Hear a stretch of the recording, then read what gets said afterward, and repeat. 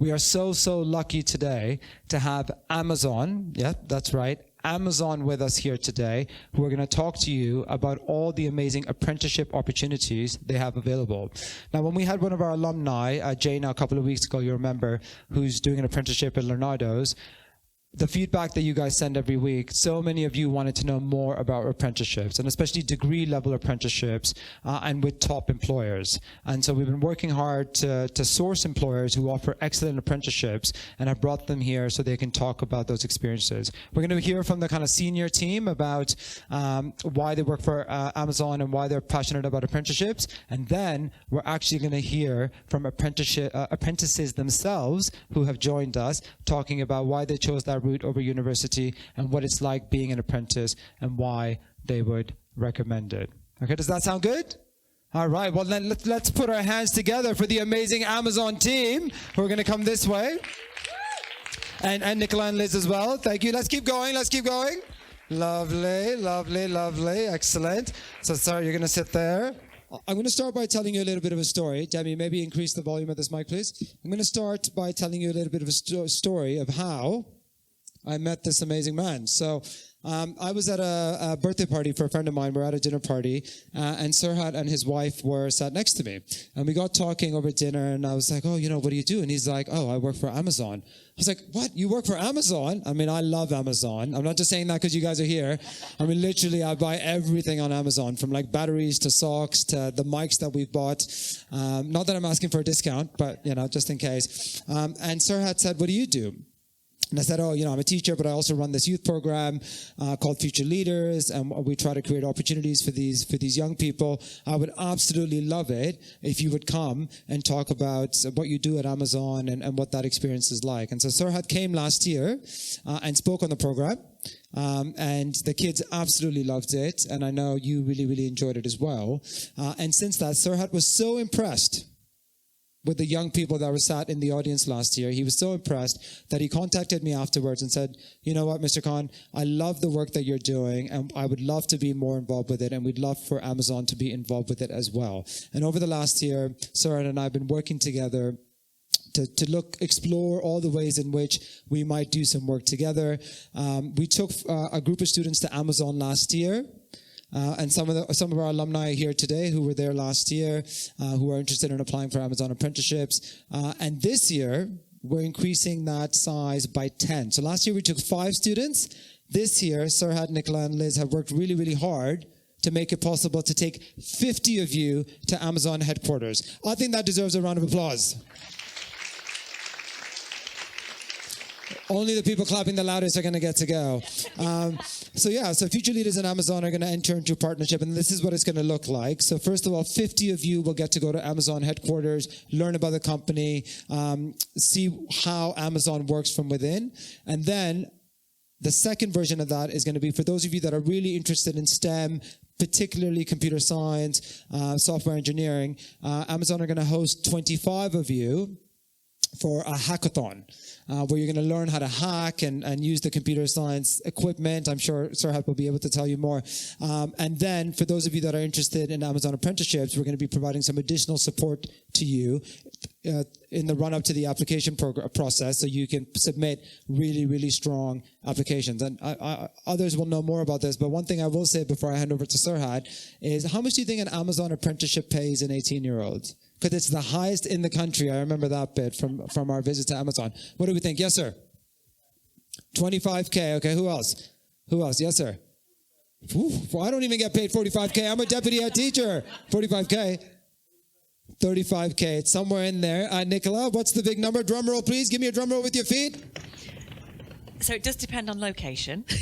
London. Let's talk London. Yeah, if it's London or premium location, the salary at the moment starts at 30,990. 30,000. Round of applause. Yeah, thank you. Yeah. Amen. So what did I say? Thank you, Nicola. Thank you. I mean, teachers start at 26,000 after a 4-year university degree. So 30,000 to an 18-year-old while you're still living at home with mom and dad, that's a pretty good deal. You'll be paying rent, by the way. Yeah, sure, exactly. Yeah. So how exciting that we have Amazon here sharing these opportunities with you. But before we talk about all of that, I'd love to hear, Serhat, from you about your journey, because you are very, very senior in Amazon, and sometimes people think to be senior in a global company like Amazon, you need to have had all the privileges in the world. And I wonder if that is your story. And I wonder if you could tell us a little bit more about your journey to what's gotten you here. Yeah, absolutely. I would love to do that. And before I do that, I just want to ask you, what animal are you, Fahim? I'm a bear. I'm a bear, yeah. Which means I'm amazing. The bear is the best. So if you don't get bear in February half term, your life is over. I'm just joking. No, it's not. Very good.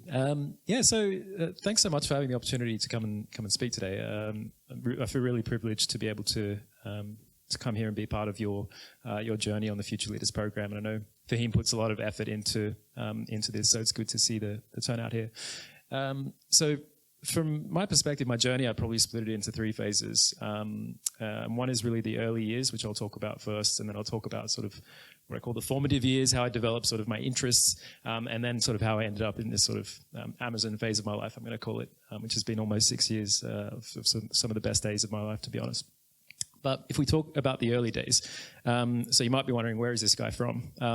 He's got, a name that seems to come from some ethnic orientation. His accent seems to be some mix of Crocodile Dundee and Prince William. But he's dressed like a tech entrepreneur. So I think. So I'm Australian, and that's how I identify. And I'm Aussie born, so I was born and raised there.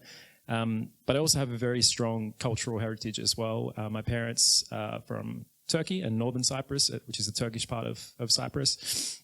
So growing up in Australia was quite interesting because I considered myself Australian, but on the surface, if you take my name, Serhat, and you take my cultural background and heritage, I didn't quite fit in.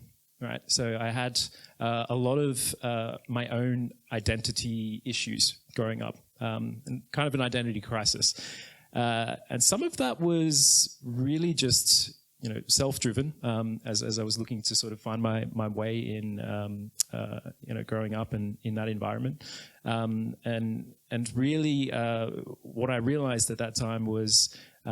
My identity is what I want it to be, and really helps sort of shape the way I thought about things. And so I really embraced my heritage and my culture, and made it part of my identity and brand rather than trying to reject it, embraced it and made that a part of me. And in the end, really, grew up with parents who were entrepreneurs. They were small business owners. We didn't have a lot of money growing up. I recall one of my earliest memories was really having the sheriff, who was the debt collector at the time, knocking at our door, saying, "Where are the mortgage payments? You guys need to pay, or you need to move out." Right, and that's for someone growing up, 7, 8, 9 years old. That's a really devastating thing to see. Your parents really struggling to make ends meet in that sort of environment. So, really, from that moment on, I saw parents who really gave everything for their children, and that really helped me shape the way I thought about the world, right? And really helped me think about really working hard and being able to show that grit that they showed, and that was really influential in my life. Fast forward to sort of my interests. I think at the age of 16, I really wanted to buy a car, like everyone wants to do in Australia when you're 16. This is a really big thing. At the time, my parents couldn't really afford to buy me a car. I said, "Hey, Mum, Dad, give me money for a car." "No, we don't have that money. How about a skateboard?" So for me, there was a really situation where I needed to go and do things myself to be able to carve out the means necessary. So I looked online for some business ideas. I bought some oil caps for cars from the US. had them shipped over, and started an online eBay business. For those that don't know eBay, it's an auction site where you put products on and you sell them. And so over a couple of years, I saved up enough money to buy a car, which was great. And from there, really developed that entrepreneurial spirit, like starting my own business, kind of thinking, really being in that kind of space. And for me, that's where I got a lot of the insights that I have today around driving business and really being a part of that and growing things. And that's kind of why I ended up sort of choosing Amazon as a career path, because it's absolutely got all of those elements. Doing a lot with little, which is how Amazon really started out, really making the most of every opportunity that you have, and innovating in that sense as well. So that's a little intro, but I mean, yeah, I'm happy to go into more depth as well. But yeah, no, thank you so much. Round of applause for that journey. Wow. So what advice would you have? I mean, we do a lot of work with our young people around resilience and around not letting your starting position determine your end position. And certainly you've broken those barriers, a great example of social mobility. So what advice would you have for young people who are facing some challenges around not giving up and really pursuing what they want to achieve and showing them what's possible? Yeah, absolutely. So grit and determination, absolutely, honestly, your two biggest tools in your toolkit, if you like. A lot of people, when you go to make certain decisions in your life, some of them will be your close friends, some of them will be your close family, will tell you can't do certain things, right? And that not necessarily that you can't achieve them, but you shouldn't do them, or you can't do them, or it's not for you. It's really important to stay one-minded around the things that you feel are important, that you want to achieve. And I'll give you a couple of examples. So one example is when I actually came to business school in London. And before that, I really went through that conversation with my parents and my family about, well, yeah, I want to quit work for a couple of years and go and study abroad and really learn more about business through business school. And they were absolutely against the idea. They were saying, well, you can't quit. You've got a salary. You need to stay employed. Money is important for your future and all this kind of stuff. And if I had listened to that and not sort of stayed true to the things that I wanted to do, I actually wouldn't have met my wife, who I met at business school. I wouldn't have got a job at Amazon, which I really enjoy as a job. And I wouldn't be here in London talking to you guys today, which I'm really loving, right? So it's really about sort of carving out those opportunities. Same thing happened when I started running about 10 years ago. I used to play football, football through and through. Go Arsenal for those that are North London inclined. And I started running and really started building up as well. My running interests, but people would say, you should stop. Like, this is just silly. It's a waste of time. Really, maybe you want to do it more. You shouldn't do it. You're not going to be able to do it. So eventually, just wanted to sort of do a marathon, and that was like one of the goals that I had. Every single person in my life at that time just called me crazy and stupid for wasting their time on doing things like that. But it's become now a big part of my life as well. So stay true to what you believe is part of your identity. Show grit and determination as you push through, and then the rewards at the end are there for those that have the persistence. Yeah. Thank you, Sirhat. And a little shout out to your wife, who is an investment banker, although she would correct me and say private equity, and is actually mentoring some of our alumni who were on the program last year or the year before who want to be investment bankers. Lily's very kindly working with them to help them find their way, which is absolutely amazing. So thank you. Our thanks to Lily. One last question, Sirhat, before I move on to Nicola and Liz. So what was it about Future Leaders and your talk last year and the young people that you met? What was it about that experience that wanted you to become more involved with the work that we do here? Yeah, absolutely. I think it was just overall the level of interest and passion and the level of intellectual curiosity on career paths and asking questions. I think afterwards we had like 10 or 20 people that were basically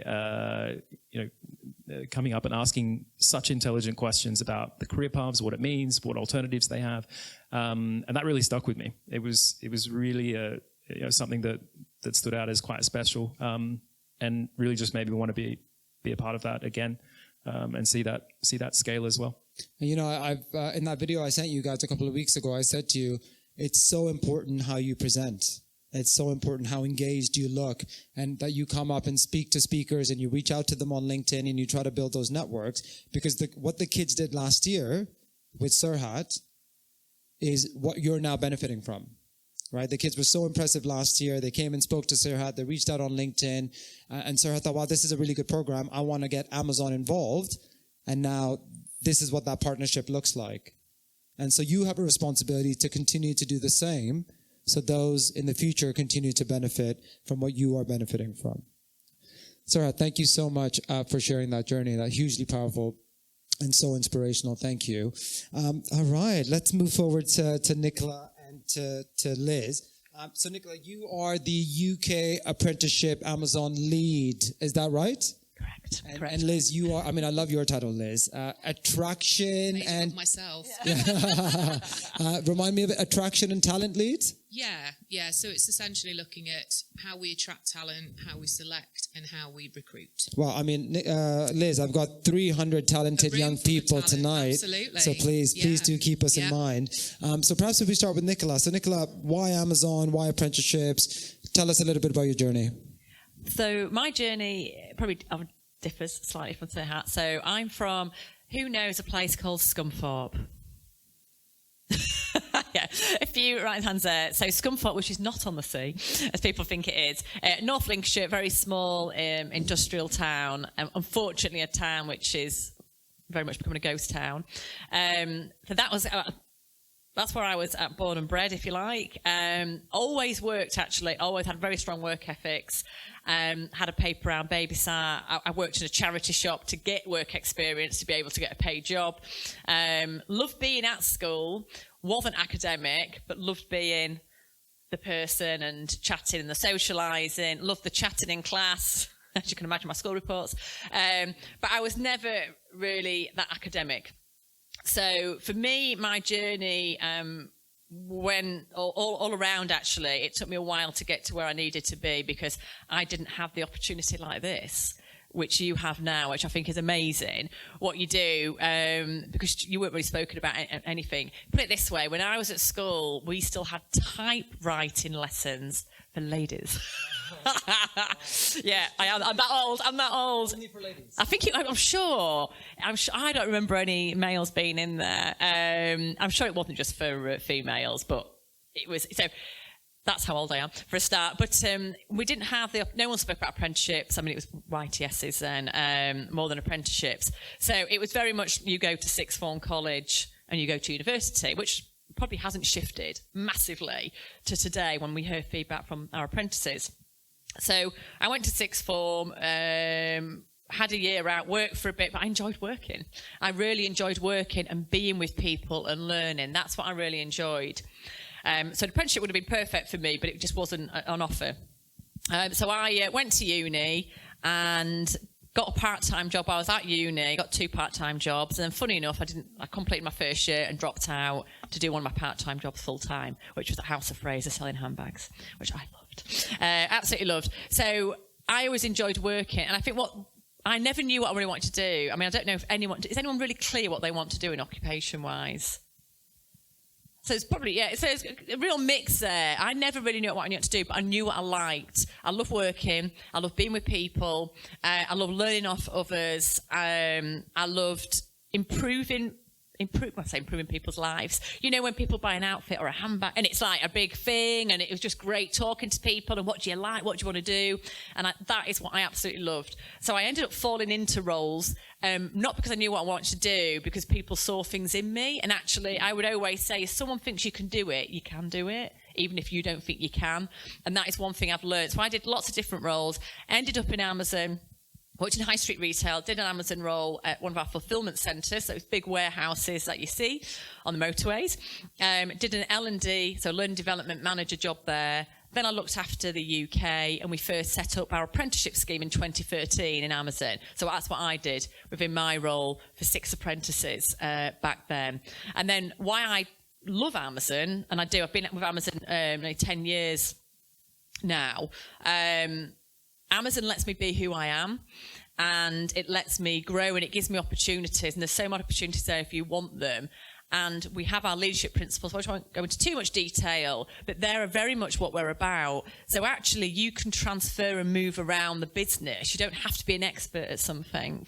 You can transfer and learn. So it is about the ownership, the learn and be curious. And my tips would definitely be have ownership for your learning.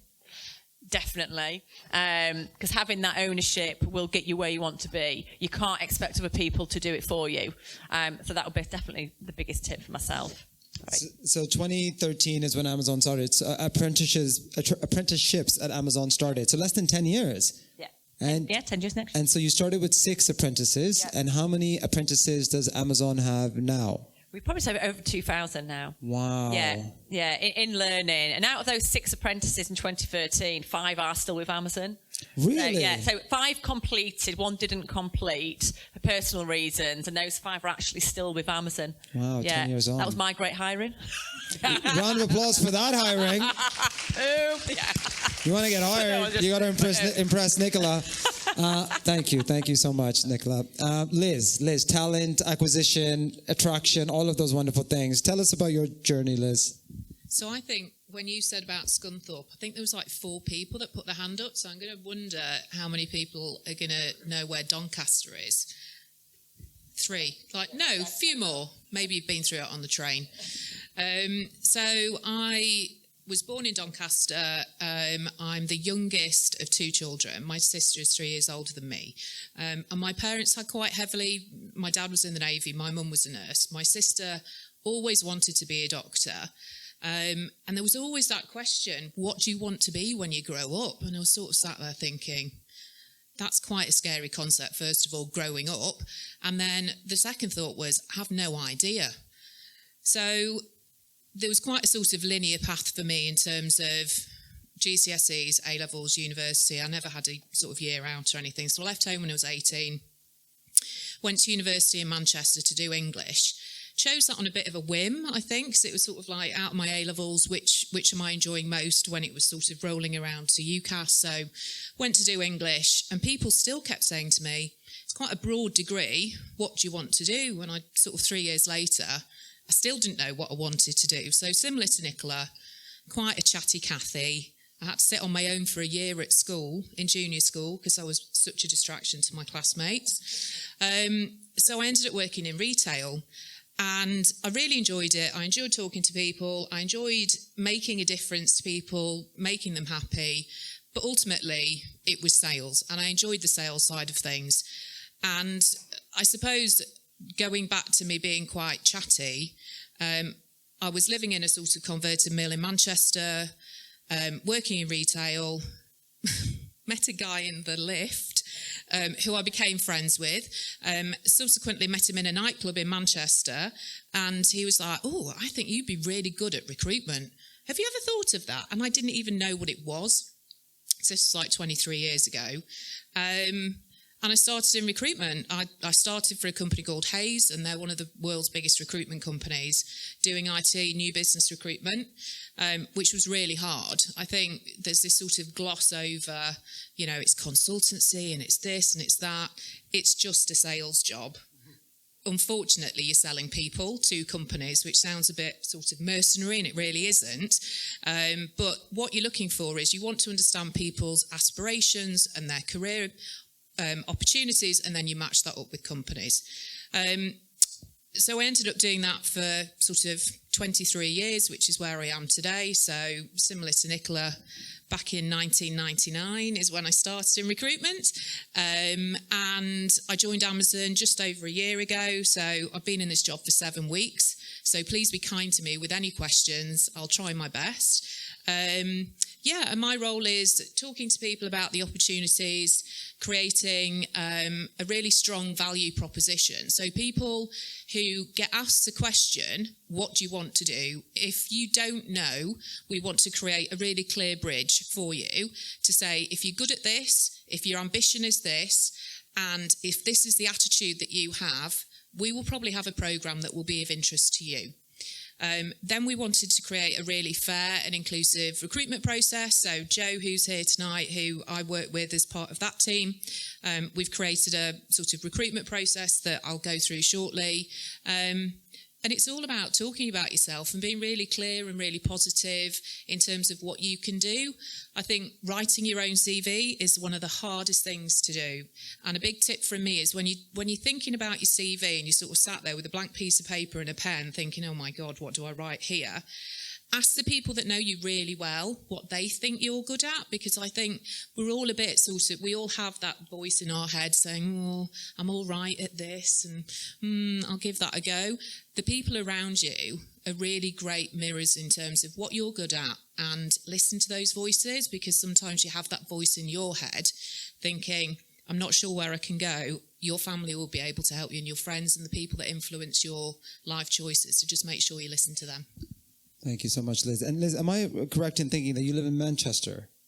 I do, so yeah. Have you come from Manchester just for these young people today? I have, yes. Yeah. How long does that take? Well, this morning, 3 hours. Round of applause for that. It's terrible. It's normally 2. 3 hours.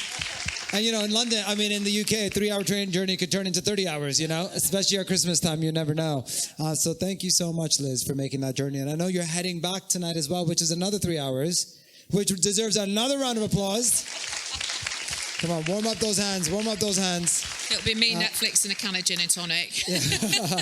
Mrs. Joking. None of us drink. Okay, so questions.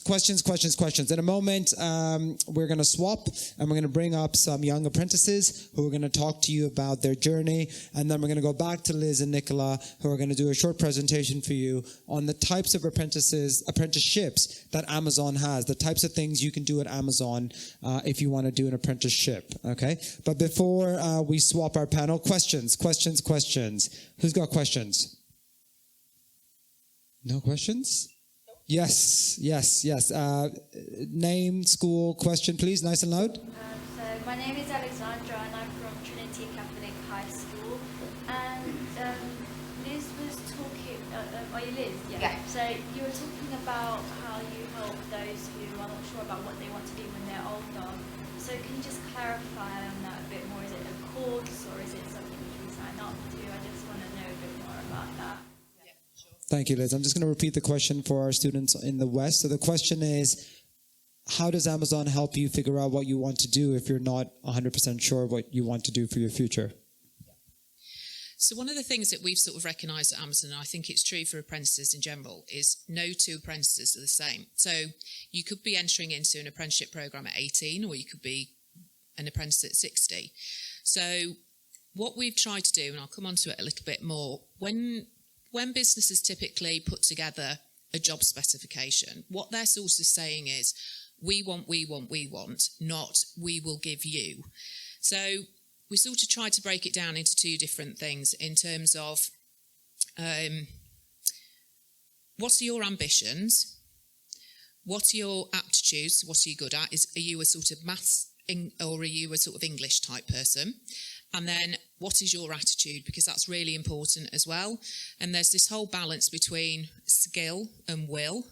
And I think that was sort of outlined really, really eloquently earlier, is as long as you've got the will, we'll teach you the skills, but it's a lot easier to be taught skills in things that you're naturally curious about. So for me, when I was doing my GCSEs, I did 10 GCSEs and I got 5 A's and I got 5 C's, and I think I got maybe 1 B. Sorry, I did 11 for those that are counting.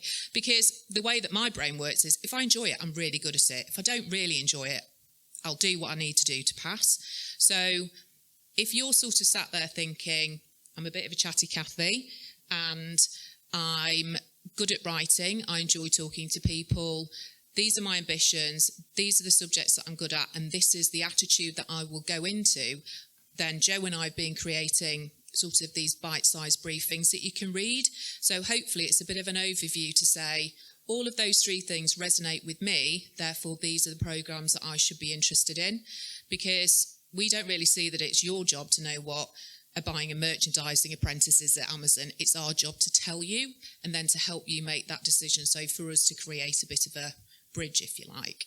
Does that make sense? Really comprehensive question. Thank you for that. One more question there. Yeah, name, school, question. I'm Lily, and I go to St. Angeles Select School. I wanted to ask, Sir, hi. gentlemen, how did you do the whole visa, like the whole visa process coming from Australia to the US? Thank you. So the question is, how did Sirhad do the whole visa process from Australia to the US? And I should say, Sirhad mentioned he went to business school quite casually. He went to London Business School, which is the equivalent of Oxford and Cambridge for business at the MBA level, which is really, really impressive. So how, if you were to give us a very short synopsis on the visa process, what would you say? Yeah. Actually, I was fortunate enough that my mother is naturalized British, so she had grown up here, and that allowed me to come to the UK. I actually didn't go to the US, but there are opportunities usually for highly skilled employees to actually enter into the US as well. So if you've got a higher education, you can definitely do that.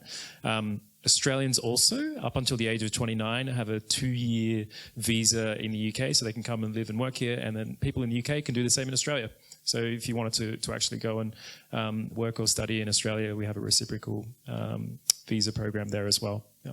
But we don't want you to go to Australia. We want you to stay in the UK. We're going to get you an apprenticeship at Amazon. It's all going to be good, all right? Amazon also has offices in Australia. Yeah. Okay, stop stealing my talent, Sirhad. Okay, lovely, excellent. Ladies and gentlemen, round of applause for our amazing panel. All right, thank you so much. You can come down there. I'm Stefano. I'm 33 years old. I'm from Italy. I started this September with the finance program. This is actually the first year that doing the finance program, so it was a bit scary to be the guinea pig, but so far so good. Wow. And yeah, it's very interesting. You learn a lot of stuff. At the beginning it feels very overwhelming because there's a lot of new things to learn, but you followed all the way. You can ask questions to anyone. It's very friendly place. So Thank you, Stefano. nice. You seem like a very friendly person. And what did you do before you were at Amazon? Oh, well, I moved 11 years ago, well, almost 12 years ago, from Italy to UK. I wanted to be a musician. It's not too late, Stefano. No. I actually worked okay for a few years, but then started struggling a little. Then COVID came and I was like, okay, I need to do something new. I worked in logistics for a few years, then wanted to do something a bit more, using my brain a little bit more. I don't know, I liked maths, I liked number. Started looking, got interested in finance. So I looked more into finance. I worked for an Italian company as account payable, and then I found out about the apprenticeships with Amazon. So I applied, and luckily I managed to get a place. Amazing. Thank you, Stefano. And what was your instrument when you were in the... Bass. I play bass. Bass. Excellent. Play Lovely. also guitar, play a bit of everything. Thank you. Round of applause for Stefano. And you don't have to stand. You can if you like. I mean, I love the energy, Stefano, but no pressure, guys. No pressure. Okay. Okay. Name, age. Tell us what you do at Amazon. Okay, so hi everyone, guys. My name is Fermino. I'm 20, and I'm an SDE, so it stands for Software Engineer Apprentice at Amazon. I would say I'm a Londoner, so I'm from London, but I would class I have Somali roots. I do see some Somalis in the room, so big up to the Somalis. And just a little bit about the program. I would say when applying, I didn't know software engineering was for me.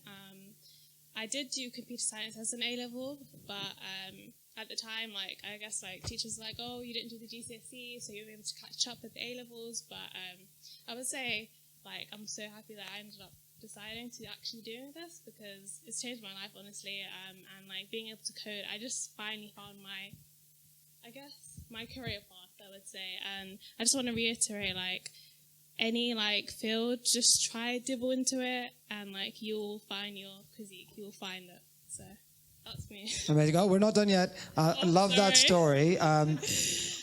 what a great example of don't let a teacher tell you you can't. Again, I'm a teacher, as you know, lots of love and respect for teachers, but we're busy. We got 2,000 kids at my school. I don't have the time to sit down and sit with every individual kid and map out their future. So teachers are busy. Sometimes they don't know what they're talking about, okay? So just because teacher says no, I don't think that's for you, you can't do that, that doesn't mean you can't do that, okay? Because look at Fatima.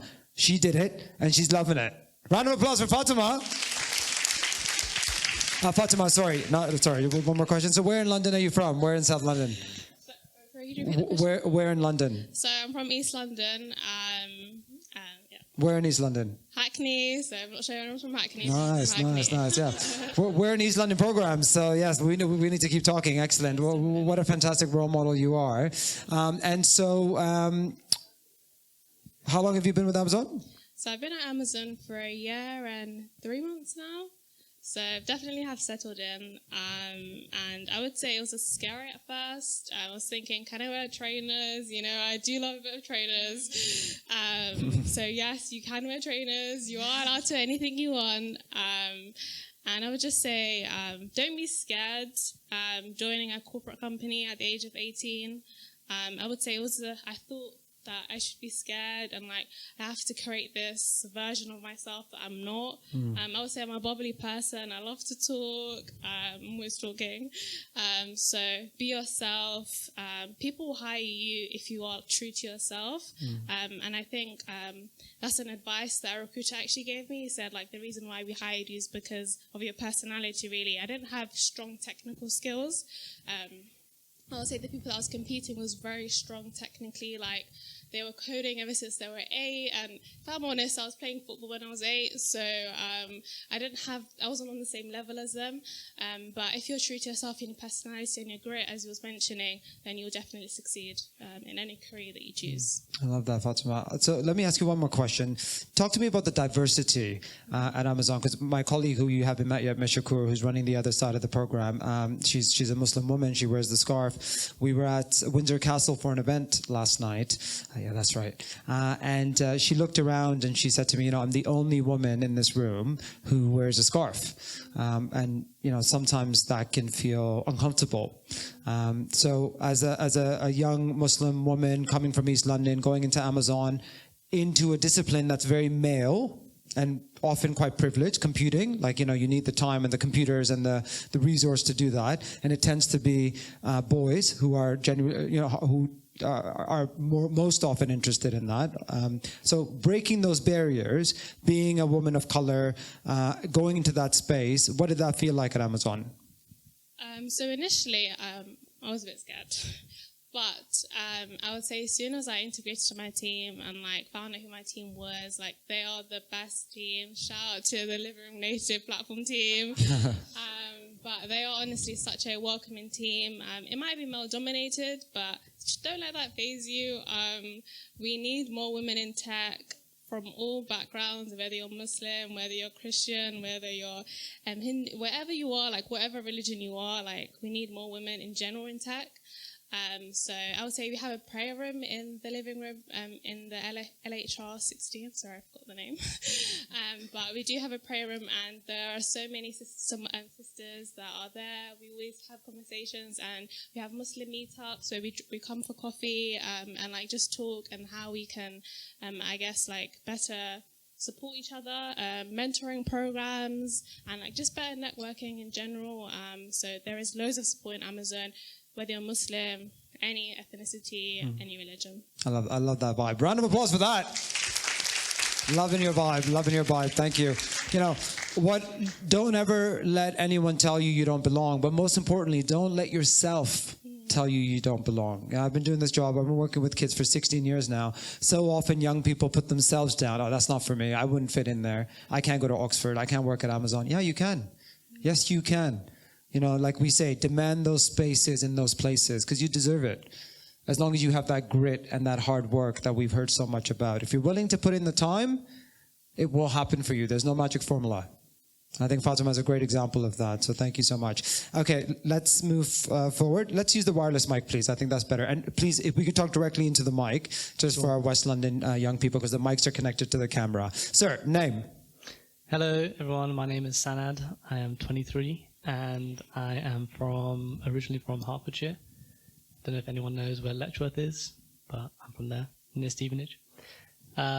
So I guess my story is kind of like someone who fails a lot. So hopefully this can inspire you to not give up, I guess. So I loved gaming when I was a kid, and all I did was play games, and I didn't care about school at all. Well, basically didn't care about school. And all I would do is come home from school and play games till like I go to bed. And so naturally I failed, not all of my GCSEs, but most of them, but yeah. And then when I was 16, I went to London, or moved to London with my mum. And then I joined a sixth form, did my AS levels, failed one of my AS levels. So then I did a apprenticeship at Barclays. And that was like my ticket to freedom. Was able to earn my own wage, kind of get my gaming back on track. I could game as much as I want because I was paying rent. So I was living the life basically. And I guess I always thought that I would just work my way up from Barclays. It was very glorified that if you were to work in the corporate area, when you're at retail, they'd be like, oh my God, you've really made it. But I wasn't able to get to that point. So when I was 17, I did the apprenticeship and I left at 22. And I finally realized I'm limiting myself by not completing my education. So I did an access to higher education course in 1 year. So basically my A-levels in 1 year in business management. And then I applied initially for university to go to King's and didn't get in. So I decided to search up apprenticeships, and I stumbled across Amazon. And I guess it was one of the first times I really tried my hardest to try and get in. It was all or nothing basically. I got rejected from 10 or more apprenticeships. So it was my final bet. Otherwise I'd have to either work for an extra year and then reapply for either university or apprenticeships, or I don't know, maybe just go to the whatever choice I got as a reassurance basically. So I guess the point of the message is that, even if you think you don't know what you're doing, I didn't know what I was doing. I was relatively good at business. I kind of enjoyed the subject to an extent. It was, the subject as a whole was quite interesting, but I didn't really know what I wanted to do. I wanted to become a professional gamer for a long time, but didn't work. So yeah, I guess the message is just no matter what kind of path you go down in, you can always kind of pick yourself back up. And to me, I think apprenticeships are a great way to kind of show an employer what you can do and also earn a living. It gives you a lot of freedom in the world, rather than being I guess a broke student. So I think that it's really important to kind of believe in yourself, even if you don't think you can do what you can. I come from 5 siblings or 4 siblings even, all older than me, all Oxford PhDs, going to Leeds, doing masters, really, really successful. And there's me, someone who's hasn't got a degree yet, or working towards a degree, but it's just no matter what kind of life throws at you, you'll always be able to bounce back if you really put your mind to it. Well, round of applause for that. I mean, you could do my job. I mean, you should just join us every week. There's so many great messages in your story. First of all, GCSEs are not the end-all and be-all of things. Yeah? Raise your hand if you didn't do as well as you wanted to on your GCSEs. Yeah, most of us. Yeah, definitely me too. Okay, so don't let that hold you back. Yeah, because we hear a story here where actually GCSEs didn't go great, but it all worked out in the end. Okay, also, applied for university, didn't get in, but that's okay as well. Some of you will not get into your first choice universities, and that's okay, because that is not the end of your journey. In many ways, that's just the beginning. When a door closes, a window opens, as we can see here. Fast forward a couple of years, you're in an apprenticeship, you're loving it, you're working towards a degree, and you're getting paid. Okay, so remember these lessons of resilience as you face the challenges that all of us have, which are part of life. Okay. By the way, love the sneakers. Thank you. Love those sneakers. I wanted to ask you about something else. So GCSEs and then King's. And also, the other thing I wanted to pick up about your story was the move from Barclays to Amazon, right? Sometimes people think if you do an apprenticeship, you're stuck you're in that company forever. That's not the case. Once you've qualified, you are like anybody else that has a degree or that qualification. You can move to any company. And we see here a move from Barclays to Amazon, and I'm sure that there might be other opportunities in your future as well. But of course, at Amazon. Okay, thank you. Next, please. Hello, I'm Jono. I'm a Chartered Management Degree apprentice. So I work within operations, which is brilliant. I love it, work in a warehouse. Don't get to use my brain though. I'm studying down at Exeter, business management, which I also love. I've been down there for 1 week so far. My story, I sort of fell into my apprenticeship. I wanted to join the Navy as a pilot. Didn't work out. So I joined Amazon as a associate in a delivery station. Found out about the apprenticeship scheme, joined, and loving it. The interview process was challenging, I would say, but well worth it. I would very much recommend. Tell us about the interview process. What does that look like? So there's a hire. So when I did it, it was during COVID, as we were discussing earlier. So you have to do the first process is hire view interviews. So you have to record yourself answering questions, which was the most challenging part. Speaking to yourself, you sound crazy. And when you get through that, you do get to speak to people. You get to do 2 interviews with people from across the country, and it's brilliant. You also get to do some team exercises, meet a couple of other people also applying, and then from there it's decision time. Wow, amazing. And so what I love is that you were working at Amazon already and this opportunity came up and it allows you to elevate and progress. But before we talk about that, tell me more about this pilot journey. So can you fly a plane? Did you get up in the air at all? I've flown a plane once or twice. Wow. I don't have a license. Don't fly planes without licenses, boys and girls. I was learning, luckily. They denied me for 1 GCSE, which I did at A level. Wow. So it's a really tough career path to go down, getting into the military. Yeah, they sort of shut off to everyone. So this was best opportunity that came from it. Nice. And tell me about studying at Exeter, an excellent university, a leading university in the UK. So as an apprentice, what does that look like? So when you were at uni, when you were at Amazon, take me on that journey. So 90% of your time you will spend at work, which I really, really, really enjoy my job. But I think it's 3 weeks a year or something along those lines. You get to head down to the university, all paid for by Amazon, nice hotel and everything. And you just go in for some seminars. So the seminars are about 8 hours each. We did 3 days of seminars. You're sort of cramming in your entire couple months period into a couple of days, and then you do some work from work towards it. And does it still feel like uni? Like, are you still getting that uni experience, meeting other people? Yeah, we went out, we had a bit of fun. Okay. You get to experience the uni life. You get full access to all of the university side of things. So any of the support you need, the library, anything like that, you have full access to. You are a student, just with a job. And when you finish your journey, Exeter will issue you a degree. Yeah, so I'm on a business management degree. So I'm actually on a foundation at the moment because I didn't have the initial qualifications to do the charter management. So I'm on a level 5 foundation. I think it's taken like 6 months, and then we go on to a fast track for the chartered management degree, which is business management alongside the Chartered Management Institute, so you come out with chartered status at the end. Wow, and that in itself is quite an expensive thing to do if you have to pay for it yourself. So fast forward 10 years, what do you want your life to look like job-wise? I mean, it would be great to be at director level. That would be ideal, but, you know, that's very, very optimistic. Nicola, I hope you're taking notes. There's that talent right there. Round of applause for that journey.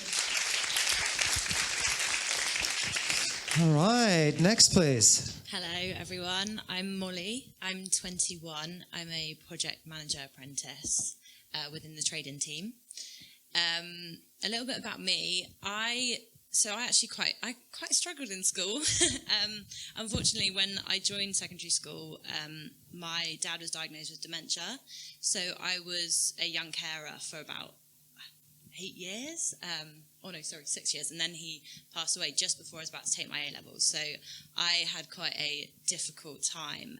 And I always kind of felt this overwhelming feeling that I should be doing a lot better than I was. But unfortunately, life dealt me quite a difficult hand at some points. But the one thing I never stopped doing was just believing that I could and believing in myself and just being really like, you know what, I can do it, even though, a lot of people were just like, maybe you should just have a break and not carry on. But I chose to carry on, and that was the one thing that I'm proud of myself for the most, probably. And then I went to university, actually, after I finished my A-levels, not doing as well as I had hoped. So I just went to university, not the one that I wanted to go to. I was there for a couple of months, and I didn't really click with it. It wasn't the place that I actually wanted to be, where I was kind of thriving. So I left university after a lot of deliberation. It's quite a scary thing to do, not knowing where you're going to end up. And then I saw the advert for Amazon, and I just thought, that's where I want to be. It excited me. So I applied, and I went through all the application process, and I just kept saying to my mum, I was like, Mum, I know I'm going to end up at Amazon. She was like, maybe you should apply somewhere else. I was like, no, that's where I'm going to be. And then I went through the process, and I ended up with the job, luckily. And ever since, I've never looked back. And it's just somewhere where you can really be yourself, and where you're surrounded by people who believe in you, who are kind, and want to see you succeed. It's a really great environment to be in. Wow, I really like that story, Molly. I like the idea of, if you start on a journey that doesn't feel right, it's not too late to pivot. And I think your example is a great one. You started uni, it wasn't for you, you weren't feeling it. That doesn't mean you have to be stuck in that situation for 4 years. Yeah, look for other opportunities and pursue what feels right. I love that you were a young carer. That's one of the groups we prioritize for this program, because it can be so challenging to be a young carer. You're forced to grow up so soon, and I teach kids who are young carers, and it's so important for them to have the support. So I love that bit of your story as well. So fast forward 10 years, what's the aspiration? What's the dream? I mean, it would be great to still be at Amazon. It's definitely somewhere that doesn't give you any limits, so you can be whoever you want to be and as big as you want to be, and it would be great to still be there. But I think also for my own personal development, it would be great to have my own business in marketing, or something along those lines, something digital marketing, hopefully.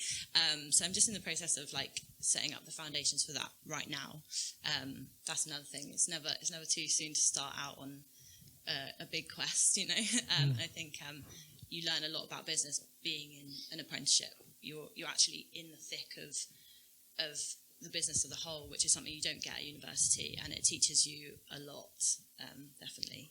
And raise your hand if you at some point want to start your own business. Interesting. So thank you for that, Molly. I love that. And who knows, you could be starting the new Amazon. Right? 5 years from now, you could be on here on stage telling the kids why they should be applying to your company for an apprenticeship. Yeah. I'm just joking, guys. I love Amazon. Amazonian. Okay, thank you so much, Molly. And last but certainly not least, and in a moment, guys, we're going to open the floor to questions. So start thinking about the questions you want to ask. What a great opportunity to have this incredible panel sat in front of us. Take the opportunity to ask questions, please. Yes. Hi, everyone. My name's Rianne. I'm 32. So I have a bit of a varied background. I lost my mum when I was really young in school, so I wasn't really academic at all. Went into equine industry, so horses, sort of studied them for 5 years after I left school. Come out of that because there wasn't really much money in it, so went into healthcare, and then that wasn't really for me either. So after that, Amazon was opening in my local area. I applied, got in there as an associate, so just sort of picking and packing, that kind of stuff. Been with Amazon for 5 years now.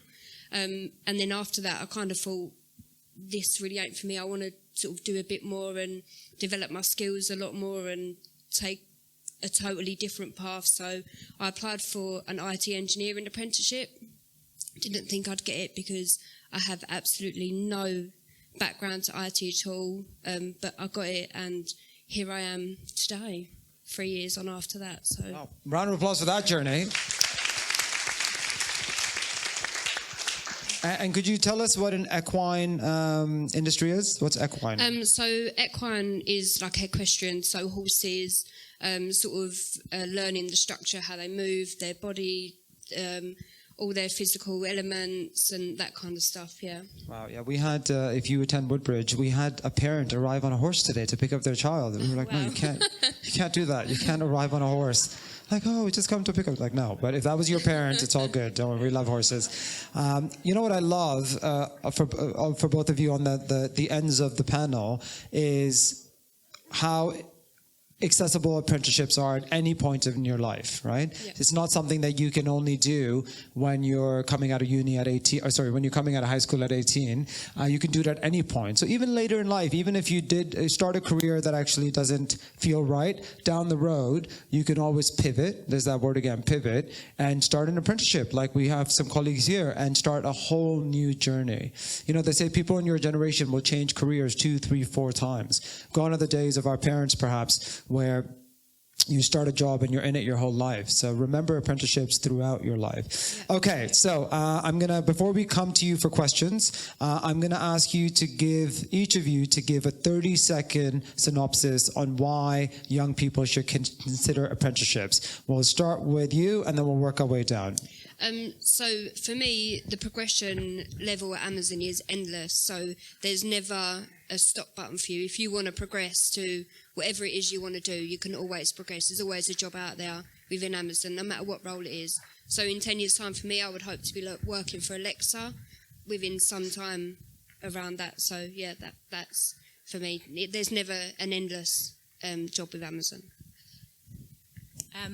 I think networking, the pressure, organisation. There's so many different skills you develop being an apprentice, and it's a really good environment to develop personally, not just professionally. So I'd say that there's a lot of development you can do within an apprenticeship. So I'd probably say, again, the career path of being in Amazon is incredible, but also being an apprentice gives you that opportunity to learn whilst on the job, which is brilliant. Having a wage at a young age, or whenever you join apprenticeships, another benefit, you can join whenever. It puts you in front for that next step. Echoing from Jono's point, I would also just say that having that money gives you a lot of freedom that you probably don't think that you'll get if you're a student. And also, if you think that you're missing out on the uni life or the uni experience, you're really not, because you get all the benefits of having that kind of uni experience alongside working and earning. So don't think that going to uni allows you to get the uni experience. You can also get it whilst doing an apprenticeship as well. For me, I would say, if you're a bit like me, I still feel like, for me anyway, getting a degree is necessary. So I'm actually on the degree program for software engineering. For me, it was about getting a degree, and I said, why don't you want a free degree? I mean, like, why not? And I feel like in this society where we need to, like, just up our qualifications, and in my team, and I'm sure most teams, you can fund yourself to do AWS courses and, like, upskill yourself, and what better way not to do that than for free instead of paying for a £100 course or being 30k debt. So I think I would say for me it's all about like free. So I mean, that's why I would say, I guess, pick apprenticeships for me anyway. That's the reason why I looked for apprenticeships. I never knew what apprenticeships were. Had this misconception that apprenticeships were just for like I guess industrial stuff or just manual labor. I never thought that you can actually work in a corporate office and actually learn on the job, and people actually treat you with respect and like value your work. So apprenticeships are the new university, guys. Please join. Yeah, apprenticeships, I think that like a fast track to like a proper career. Like if you go to university, you come out of university, then you have to go through graduate schemes, or you have to learn new skills again to build that to a career. Where if you go to apprentices, they teaching you everything you need to know to be actually at that point. So it's a fast track instead of wasting some years doing university. It's not a bad thing going to university, but I think there's better ways to do it. Nowadays you have these opportunities that years ago they didn't have, like they were saying. And I think, plus you don't have to take out loans with the government to pay for university. You get everything paid for. You work for an amazing company. You're surrounded by very smart people. You can learn anything you want, and it's a great opportunity. Wow, after that amazing input from our 6 superstar apprentices, raise your hand if you are considering doing an apprenticeship. Wow. Yeah, exactly. Me too. Is it too late? Pivot, exactly. Okay, questions. Great to see all these lovely hands up. Excellent. Let's start over here. Name, school, question, please. My name is Fogo. I go to Newham Sixth Form. I was just wondering, what do you have to do to set you apart from everybody else that wants to get an apprenticeship? And if we do kind of 30-second answers, we'll get through lots of questions. So who would like to have a go at that? Confidence. I think it's as simple as that to set yourself away from others. Be confident in yourself. Be confident in what you're doing. We deal with people on a day-to-day basis. If you are shy with that, you're not going to get anywhere. It's all about the confidence when working. Anyone else? Preparation is very key. Making sure that you have that you know what you're going to say. I had to do a presentation in my assessment, and I think it was about 20 minutes, and I had to make sure it was timed. I wouldn't go over, otherwise it's not a good look. And also, you wouldn't go too short. It's also not a good look. And I guess making sure that you kind of connect with the person that's interviewing you. They're not robots. They're also people. You can also have a personalized conversation with them. It also tells you apart. A lot of people get into that mentality where you have to just hit every single question and answer. But if you also just take a minute to have a conversation with them, they're going to like you a lot more and remember you a lot more. I love that. Prep is key, and also confidence. And you certainly come across very confident. And remember what we said, guys, fake it till you make it. Even if you can't find that confidence, fake it. Yeah, because it's so important to come across as confidence. It really does make a difference. Name, school, question, please. So my name is Daria, and I go here at Woodbridge. And I wanted to ask about the project management. Can you tell us more information about it? So what kind of content is on the project management apprenticeship? So I don't do a degree apprenticeship. I'm in level 4. So basically, what it is you do 20% towards your apprenticeship. So I spend 1 day a week on OTJ, which is off the job, where I do apprenticeship work. You can do anything. I could watch a film, and as long as I can link it to project management, that's okay. But yeah, try and do things that obviously are more to do with your course. And then with the course itself, you have different modules, 12 in total. So over kind of a month period, you'll learn about a module, and then you will do an assignment each month, which consists of exam questions. You hand that in, and then you have a talk again to learn about your next module. And then I just actually had my first mock assessment, which was yesterday. So that was on our first 6 modules. And basically everything you learn about in project management is a lot to do with leadership, conflict, managing scenarios, basically. As a project manager, you're the glue, and you're also doing your job very well if no one knows what you do and who you are, because that means you've prepared well enough. So, yeah, that's a bit about project management. Okay, questions? Who's next? Yep.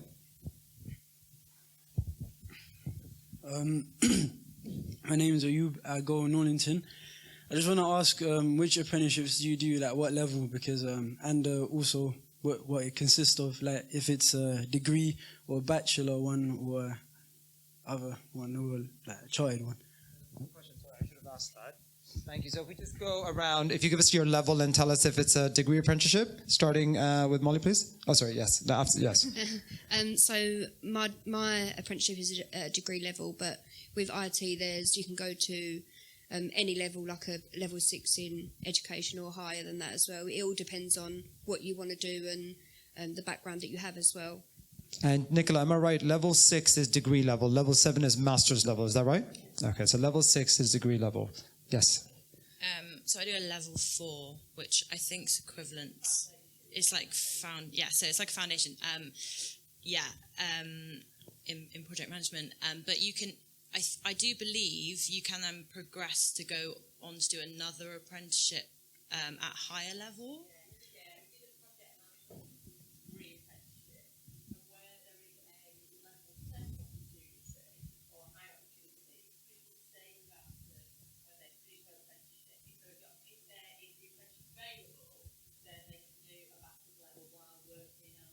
Ah, excellent.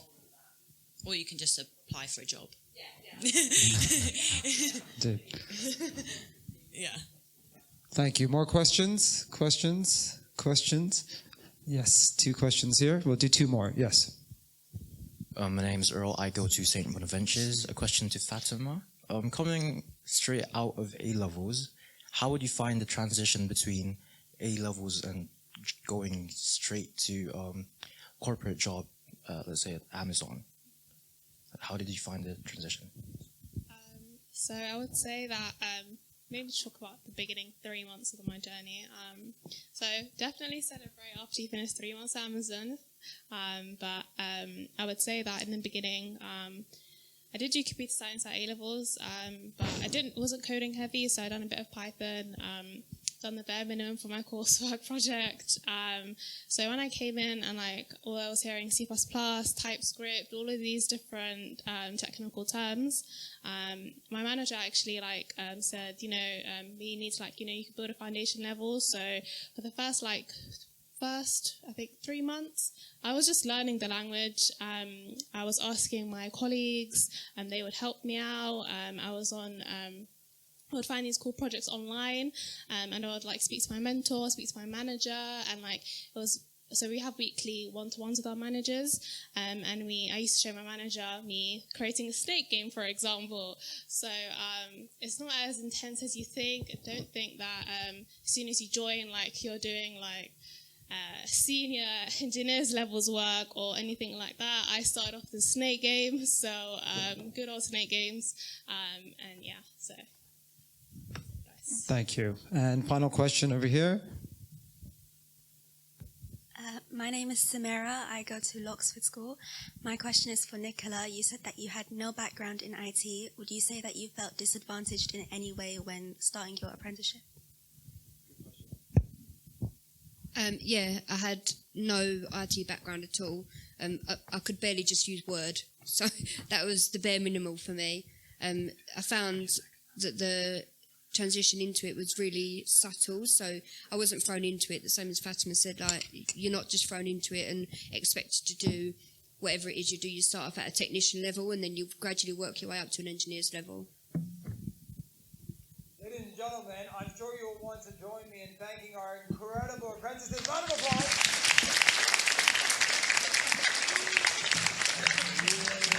Keep going.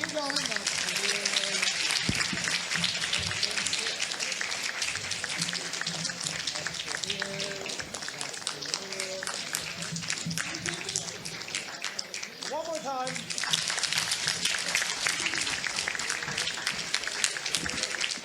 We offer programs in tech, non-tech, degree, non-degree, etc. Because what we want to do is make sure that we've got an offering for everyone, regardless of background. So you might have A-levels, you might have just work experience, you might have GCSEs, you might have no formal qualifications, but there is an entry point as such for you to come and join Amazon and take your career from there. So I really want to stress that. We have had quite a lot of people who have joined Amazon as an associate, and they have, from again, whatever background, it doesn't really matter, but we've got people who have gone on to directors, gone on to site leaders, gone on to much senior roles. So the opportunities are endless if you want them. They are definitely there for you. So if you joined us for an apprenticeship programme, as we've got here, we've got a number of degree programmes. available in tech and non-tech. Our degree programmes tend to be 3 years in length, so they are quite full on. We do double up on some modules to provide that 3-year journey. And as there's some of the tech ones we've got there, software development, we do the project management degree one now. We're looking at some new ones such as cybersecurity, data analyst. Like I say, we've got sales and account, we've got finance, as Stefano was saying, is doing. And the chartered management degree apprenticeship, which I know is doing as well, which is great. And that's one of my favourite apprenticeships, actually, because it's so generic and transferable. You can actually do that kind of apprenticeship regardless of what role you're in as well, because you learn so many different modules. And then we have some obviously non-degree programmes. When I say non-degree, it sounds a bit, it doesn't really matter, right? Because it's a different route to an occupation. And we have lots of in creative. So who's got Prime Video? Who watches Prime Video? So I'm sure a lot of you do. So we have opportunities to work in Amazon Studios, which is actually the apprenticeship which I want to do. We do HR, learn development. We have automation, it's actually a degree programme actually, and mechatronics, and engineering, digital marketing. So to be honest, it just goes on and on and on and on of what we've got available. So I think as Liz was saying before, I'm sure Liz will cover, if you've got interests, we can probably say these are the programmes which may be ideal for you to do. So I'll stop there.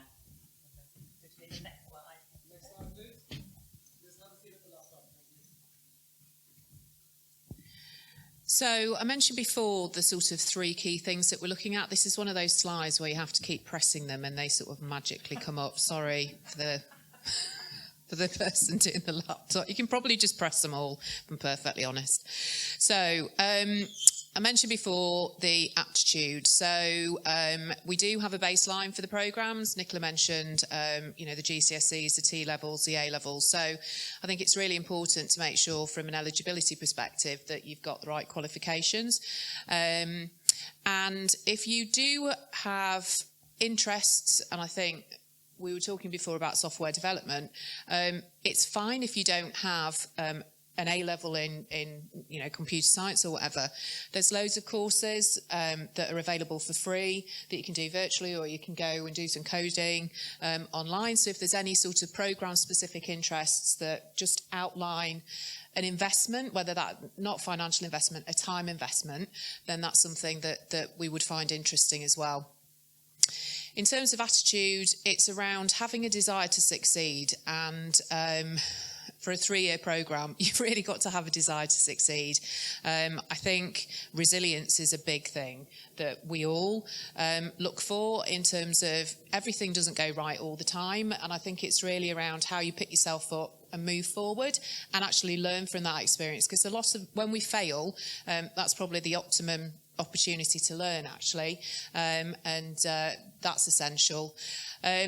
Ownership, commitment, and just general curiosity. If you don't know, it's fine to say you don't know. Put your hand up and somebody will help you, and I think that came across loud and clear from the apprentices as well. And an ambition, that you're committed to your career and you're committed to the choice, and that you've actually researched the programme that you were applying for.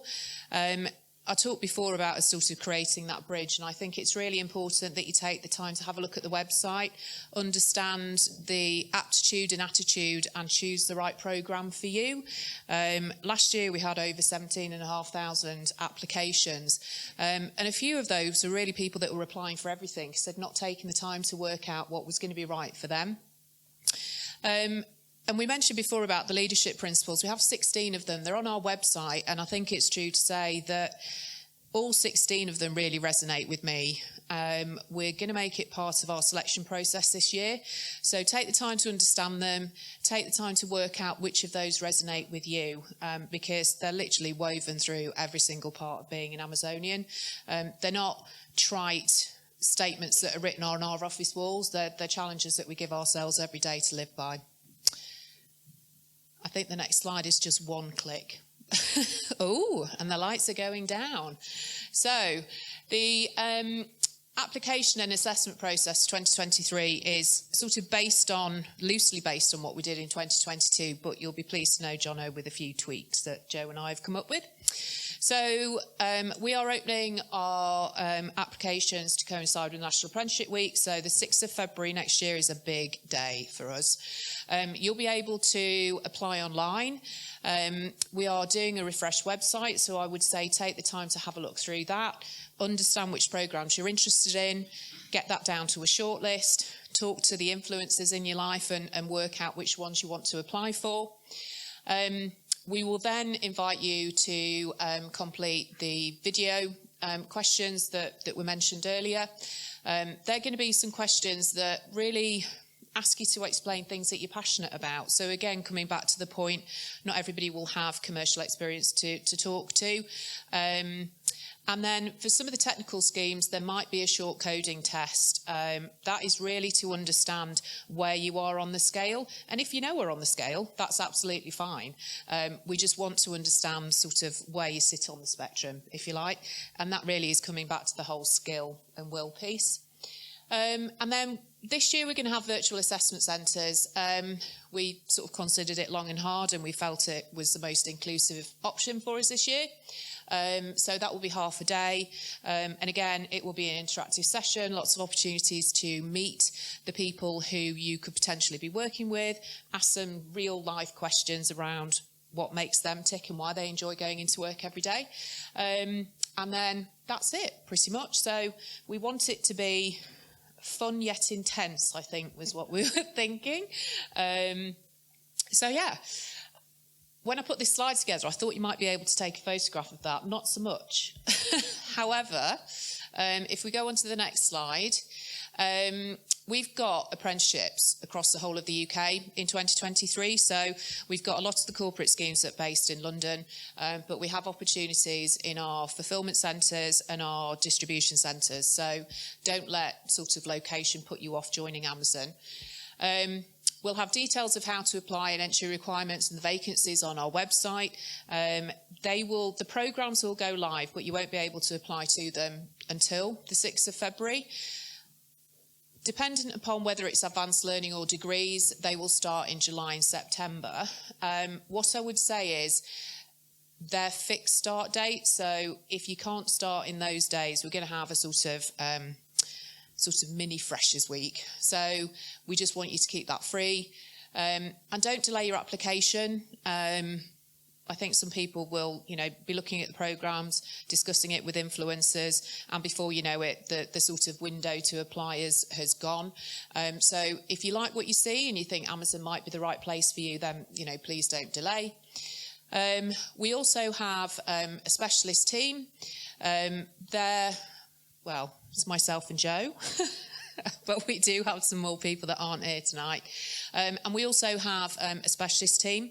So if you have any requirements that you need additional support for, you can speak to a member of our ACAT team as well, and they will guide you through the application. As I mentioned before, no two apprentices are the same, and different people need different types of support to succeed in our process, which is ultimately what we want.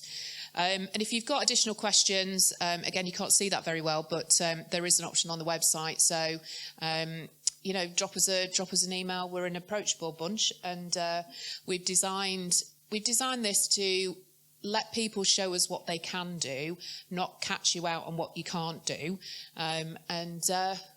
We hope that you see a future for yourself at Amazon. Thank you so much.